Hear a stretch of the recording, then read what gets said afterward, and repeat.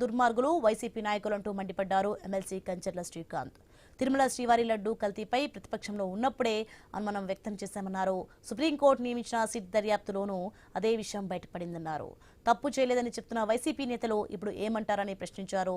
చుక్క ఆవు పాలు లేకుండా పూర్తిగా కెమికల్స్తో నెయ్యి తయారు చేసినందుకు వైసీపీ నాయకులకు కెమిస్ట్రీలో నోబెల్ ఇవ్వాలని ఎద్దేవా చేశారు ఎమ్మెల్సీ శ్రీకాంత్. అంతర్గత విచారణలో కూడా ఇటువంటి అక్రమం జరిగిందని చెప్పేసి చెప్పడం జరిగింది.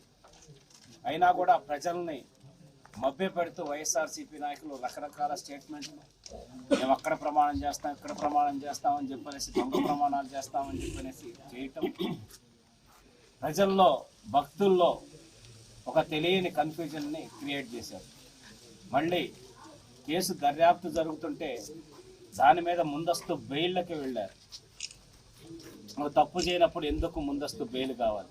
అలాగే కోర్టులో కేసు వేసి ఈ లడ్డూ వ్యవహారం గురించి బయట ఎక్కడ మాట్లాడకుండా ఉండే విధంగా ఆదేశాలు ఇవ్వాలని చెప్పనేసని కేసులు వేసి ఆర్డర్లు తెచ్చారు.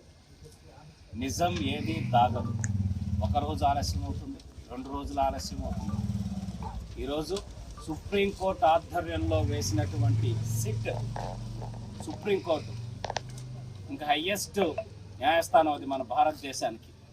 టీటీడీ అంతర్గత